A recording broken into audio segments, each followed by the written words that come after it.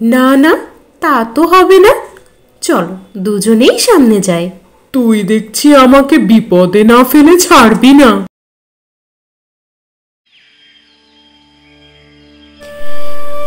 বহুদিন আগে জঙ্গলে বাস করত এক শিয়াল আর শিয়ালনী, আর তাদের ছিল দুটি ছানা।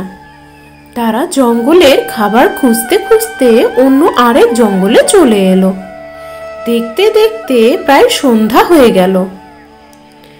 হ্যাঁ, তুমি ঠিক বলেছ শিয়ালনী, সন্ধ্যা তো প্রায় হয়ে এলো। এখন এই দুই বাচ্চাকে নিয়ে কোথায় যায়? একটা গর্ত না হলে তো রাত কাটানো মুশকিল হয়ে যাবে। চলো দেখি সামনে কোনো ব্যবস্থা হয় কিনা। শিয়াল শিয়ালনী আর তার দুই বাচ্চা সামনের দিকে চলতে লাগলো। বেশ কিছুক্ষণ খোঁজার পরও তারা কোনো গর্ত খুঁজে পেল না। এবার কি করি বলো তো?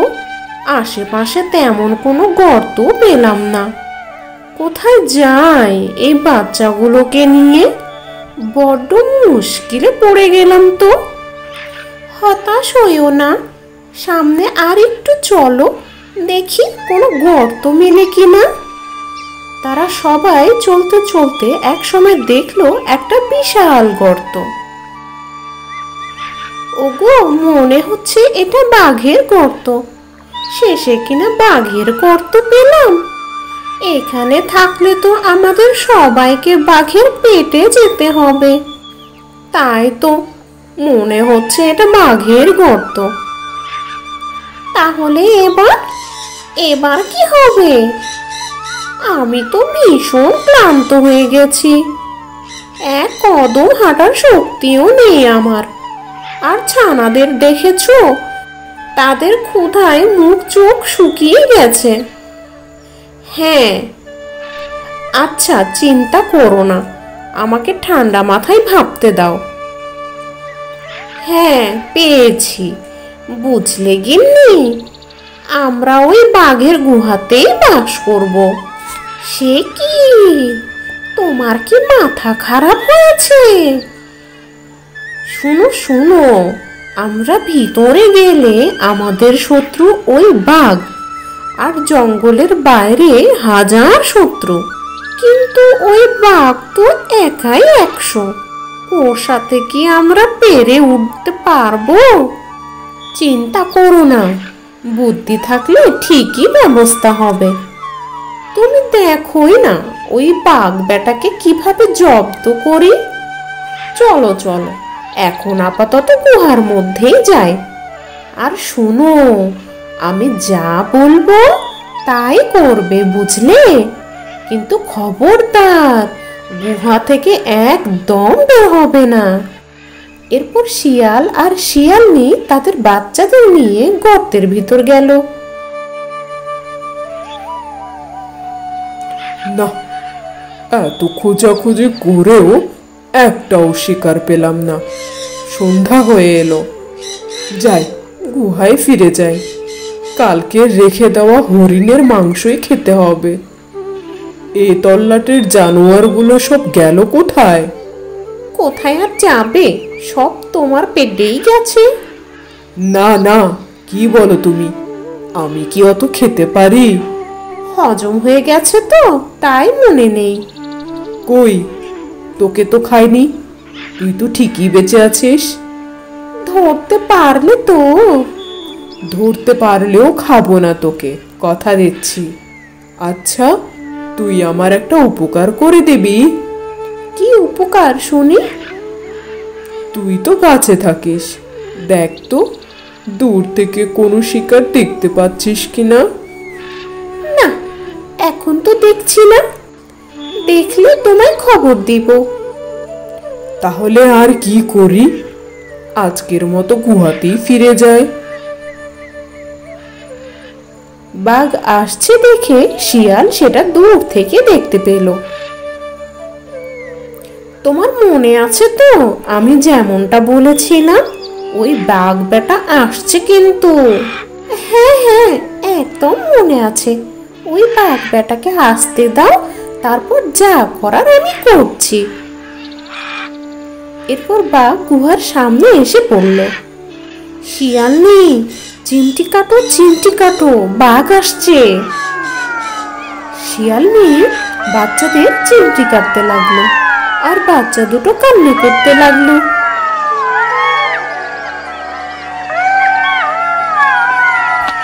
এই বাচ্চাগুলো কাঁদছে কেন? আর বলো না, ওরা বাঘ খেতে চায়, তাই কাঁদছে। বাঘ খেতে চায় বললে তো আর হলো না। বাঘের দেখা মিললে তো আমি মেরে তাদের খেতে দেব। এই তল্লাটে তো কোনো বাঘ দেখছি না। ওদের কত বাঘ ধরে ধরে এনে খাইয়েছি। একটু সবুর করতে বলো, দেখি বাঘ পাওয়া যায় কিনা। এ কথা শুনে বাঘ থমকে দাঁড়ালো। আরে, আমার গুহায় এরা কারা? ওর বাচ্চারা বাঘ খায়? তাহলে ওর বাবা মা কি খায়? ওরে বাবা, ওরে বাবা, এরা আবার কেমন জন্তু? কি গো, ওরা তো কান্না থামাচ্ছে না। তুমি তাড়াতাড়ি বাঘের ব্যবস্থা করো। তাই তো, কিন্তু এখন এই সন্ধ্যা বেলায় কোথায় বাঘ পাবো? যেমন করে পারো একটা বাঘ ধরে আনো। দেখছো ওরা আরো জোরে কাঁপছে।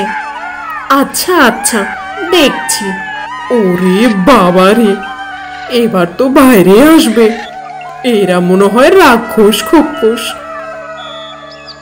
এই গিন্নি, একটা বাঘের গন্ধ নাকে আসছে।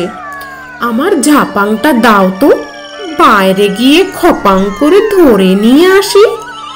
আসলে ঝপাং বলে কিছুই নেই, সবটাই শিয়ালের চালাকি। এ আবার কি জিনিস রে বাবা? জপাং বলে তো কিছু নেই, আবার বলছে খপাং করে ধরবো। না, আমার মনে হয় এখানে আমার জন্য নিরাপদ নয়।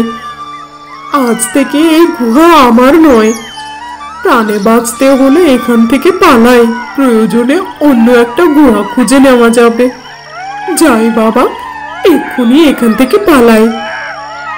এটা বলেই বাঘ দৌড়ে পালাতে লাগলো। দেখলে গিন্নি, কেমন দৌড়ে বাঘটা পালালো? ওই পোকা বাঘের দৌড়টা যদি আগে দেখতে, কি দৌড় কি দৌড়! থাক বাবা, এ যাত্রায় বাঁচা গেল। এই যাত্রা মানে ও বেটা এই তল্লাটে আসবে ভেবেছ? বাঘের এমন দৌড় দেখে গাছে থাকা বানর ভারী আশ্চর্য হয়ে গেল।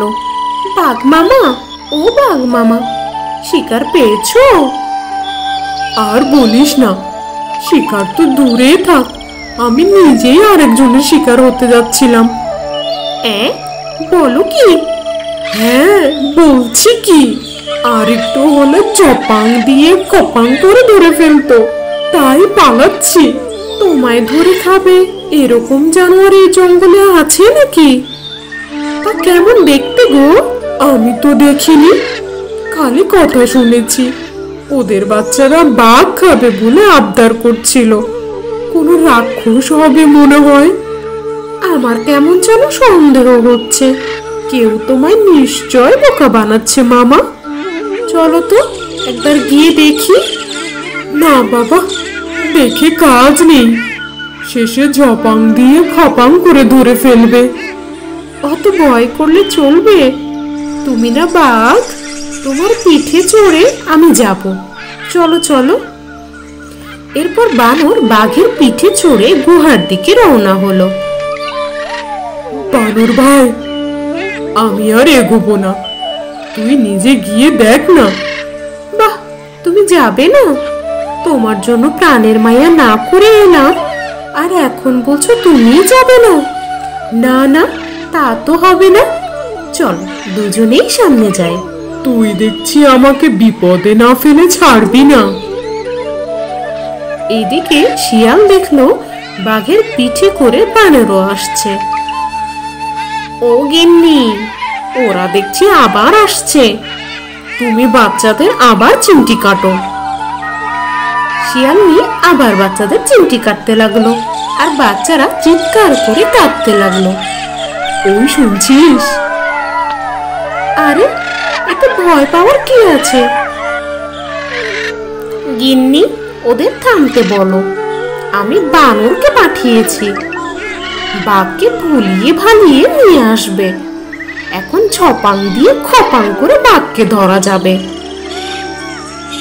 এবার বুঝেছি তুই আসলে ওদের পক্ষে। আমাকে এখানে ভুলিয়ে ভালিয়ে নিয়ে এসেছিস।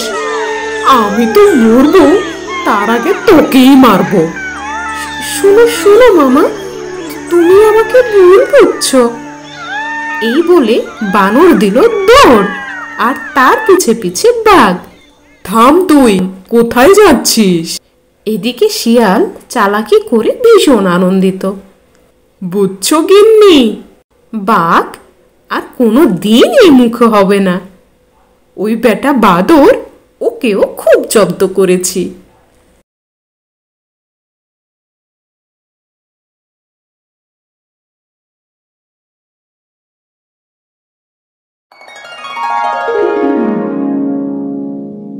জঙ্গলের একটি গাছে একটি টুনটুনি পাখির বাসা বেঁধেছিল।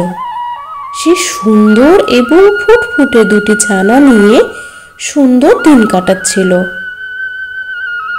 কিন্তু একদিন টুনটুনি পাখির ছানাদের উপর নজর পড়ল ধূর্তবাজি শিয়ালের। আরে বাহ, টুনটুনির বাসায় দেখছি দুটি ছানা আছে। যাই, টুনটুনিকে বোকা বানানোর চেষ্টা করি। যে করেই হোক ওর ছানা দুটিকে আমার খেতেই হবে। কতদিন টুনটুনি পাখির ছানার মাংস খায়নি। টুনটুনি পাখির মাংসের কত স্বাদ, যে খেয়েছে সেই টের পেয়েছে। তাই যে করেই হোক আমাকে খেতেই হবে তার ছানাগুলোকে। এই বলে শিয়াল ঝোপ থেকে বেরিয়ে টুনটুনির বাসার সামনে গেল। এই বেটা টুনটুনি, যদি তুই বাঁচতে চাস তাহলে তোর ছানাগুলোকে নিচে ফেল। তা না হলে আমি যদি গাছে উঠি তাহলে তোর ছানাগুলোর সাথে সাথে তোকেও খেয়ে ফেলবো। কেন, তুমি কি বানর নাকি সাপ? তুমি কি গাছে উঠবে? তুমি তো একটা শিয়াল, তুমি কিভাবে গাছে উঠতে পারবে? আমাকে কি বোকা পেয়েছো নাকি যে তোমার ভয়ে আমি আমার ছানাগুলোকে নিচে ফেলে দেব? ক্ষমতা থাকলে উপরে আসো, উপরে এসে আমার ছানাগুলোকে খেয়ে যাও। এখনো সময় আছে, তোকে ভালো করে বলছি, ছানাগুলোকে নিচে ফেল। না হলে কিন্তু সত্যি সত্যি আমি তোর বাসার উপর উঠে যাব, তারপর তোকেও খাবো। বললাম তো, যদি পারো আমার বাসায় উঠো আর আমার ছানাগুলোকে খেয়ে যাও। না, ভেবেছিলাম টুনটুনিকে বোকা বানিয়ে ওর ছানার মাংস খাবো, কিন্তু এই বেটা তো সবই জানে দেখছি। টুনটুনির গাছটা যথেষ্ট চিকন, এই গাছটা যদি আমি ঝাঁকাতে শুরু করি তাহলে ওর বাসা থেকে ওর বাচ্চাগুলো নিচে পড়বে, তাহলেই আমি খেতে পারবো।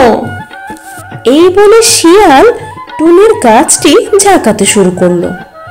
গাছটি ঝাঁকানোর ফলে একসময় টুনটুনির দুই ছানা গাছের নিচে মাটিতে পড়ে গেল। তারপর শিয়াল সেই ছানাগুলোকে খেয়ে ফেললো। দেখলি টুনটুনি, তোর ছানাগুলোকে আমি খেয়ে ফেললাম। যদি আমি গাছে উঠতে পারতাম তাহলে তোকেও খেয়ে ফেলতাম। এখন আমি যাই, আর আবারও তুই ডিম পেড়ে বাচ্চা ফোটা, তারপর আবার আসবো, তোর বাচ্চাগুলোকে খেয়ে যাব আমি। তুমি একটা শয়তান শিয়াল, ছোট্ট ছানাদের খেয়ে কি লাভ হলো তোমার? ওইটুকু বাচ্চা খেয়ে তো তোমার পেটও ভরলো না, তবে তুমি কেন আমার ছানাগুলোকে খেয়ে নিলে? আরে বেটা মূর্খ, তুই কি বুঝবি? তোর ছানাগুলোকে খেয়ে যে মজা পেয়েছি, এই রকম খাবার জীবনেও খাইনি আমি। তবে তুই চিন্তা করিস না, এর পরের বারও তোর ছানাগুলোকে খাবো। তাড়াতাড়ি ডিম পাড়, আর ডিম পেড়ে আমাকে খবর দিস। এই কথা বলে শিয়াল সেখান থেকে চলে গেল, আর টুনটুনি মন খারাপ করে তার বাসাতেই বসে থাকলো। বেশ কিছুদিন পর শিয়াল তার গুহার সামনে বসে বসে ঝিমাচ্ছিল। হঠাৎ করে তার টুনটুনির কথা মনে পড়ে গেল। আরে, টুনটুনির ছানাদের তো খেয়েছিলাম, অনেক দিন হয়ে গেল। আমার মনে হয় টুনটুনি আবারও ডিম পেড়েছে, আর ডিম থেকে বাচ্চাও বের হয়েছে। যাই, গোপনে গিয়ে একবার দেখে আসি। আমাকে দেখে যদি আবার বাচ্চাগুলোকে লুকিয়ে ফেলে। এই বলে শিয়াল গেল টুনটুনির বাসায়। এদিকে টুনটুনির আরো দুটি ছানা হয়েছে। বাসায় তার ছানাগুলোকে পাহারা দিচ্ছে। পাজি শিয়াল ঝোপের আড়াল থেকে দেখলো টুনটুনি আবারও দুটি ছানা ফুটিয়েছে। আরে, ওই তো টুনটুনি আবারও দুটি ছানা ফুটিয়েছে। যাই, দেরি করা যাবে না, গিয়ে টুনটুনির কাছে ছানা দুটিকে চাই। ভালোই ভালোই দিলে কিচ্ছু বলবো না, আর যদি না দেয় তাহলে আবারও গাছ ঝাঁকাতে শুরু করব। তাহলে আবারও ছানাগুলো নিচে পড়বে। এই বলে শিয়াল ঝোপের আড়াল থেকে বেরিয়ে টুনটুনির বাসার সামনে এলো, আর টুনটুনিকে ভয় দেখিয়ে বলতে লাগলো, আবারও তো দেখছি দুটি ছানা ফুটিয়েছিস। তোকে বলেছিলাম না আমি আবার আসবো? ঠিকই চলে এসেছি। দে, এবার জলদি জলদি তোর ছানাগুলোকে মাটিতে ফেল, আমার অনেক ক্ষুধা লেগেছে। তোমাকে অনেক মিনতি করছি, তুমি আমার ছানাগুলোকে খেও না। আমার ছানাগুলো নির্দোষ, নিষ্পাপ, ওরা তোমার কি ক্ষতি করেছে? তুমি ওদের খেও না, ওদের রক্ষা করো তুমি। দেখ টুনটুনি, তুই আমাকে জ্ঞান দিবি না। আমি তোকে ভালো মতোই বলছি, তোর ছানা দুটিকে নিচে ফেল। ওইসব আকুতি মিনতি করে কোনো লাভ হবে না। আমি তোর ছানাগুলোকে খাবোই খাবো। তুই যদি ভালো চাস তো ছানা দুটিকে নিচে ফেল। আমি তোমার কাছে হাত জোর করে ভিক্ষা চাইছি, তুমি আমার ছানাগুলোকে ছেড়ে দাও। আমার ছানা দুটিকে বাঁচার সুযোগ দাও তুমি। বুঝতে পেরেছি, সোজা কথায় কাজ হবে না, আবারও গাছ ঝাঁকাতে শুরু করি, তাহলে তোর ছানা দুটি মাটিতে পড়বে। এই বলে শিয়াল আবারও গাছ ঝাঁকাতে শুরু করলো। এক সময় টুনির ছানা দুটি আবার মাটিতে পড়ে গেল, আর শিয়াল ছানা দুটিকে খেয়ে ফেললো। তারপর শিয়াল সেখান থেকে চলে গেল। টুনটুনি ভীষণ মন খারাপ করলো। পরের দিন টুনটুনির বন্ধু কাক আসলো টুনটুনির বাসায়। কি হয়েছে তোমার? তোমার মন এত খারাপ কেন? আর তোমার ছানারা কোথায়? আর বলো না ভাই, একটা পাজি শিয়াল আমার ছানা দুটিকে খেয়ে নিয়েছে। এর আগেও ওই পাজি শিয়াল আমার ছানাগুলোকে খেয়ে নিয়েছিল। আমি কিছুই করতে পারছি না। শিয়াল কিভাবে তোমার বাচ্চা খেলো? সে তো গাছে উঠতে পারে না, তাহলে তোমার ছানাগুলোকে কিভাবে খেলো? শিয়াল এই গাছটি ধরে ঝাঁকাতে শুরু করে। ঝাঁকুনির ফলে আমার ছানারা ঠিকমতো থাকতে পারে না, মাটিতে পড়ে যায়। তখনই শিয়াল ওদের খেয়ে ফেলে। আসলে আমার গাছটি চিকন তো, তাই শিয়াল সহজে ঝাঁকাতে পারে। ও, এবার বুঝতে পেরেছি। তা এখন কি করবে ঠিক করেছো? বদলা নেব, যেভাবেই হোক এর বদলা নেব আমি। আর ছানাগুলোকে খেয়ে গেছে, ওকে কিছুতেই ছাড়বো না আমি। শিয়াল অনেক চালাক, অনেক বুদ্ধিমান, তুমি ওর সাথে পেরে উঠবে না। তা কি বুদ্ধি করেছো তুমি?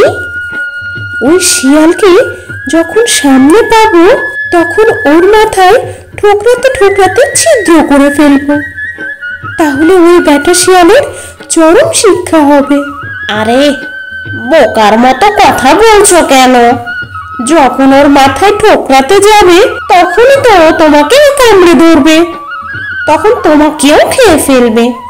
তার চেয়ে আমার কথা শোনো, শিয়াল যখন ঘুমিয়ে থাকবে তখন তুমি ছুরি দিয়ে ওর লেজ কেটে দিবে, তাহলে ওই শিয়ালের চরম শিক্ষা হবে। লেজ হচ্ছে শিয়ালের সবচেয়ে প্রিয় জিনিস।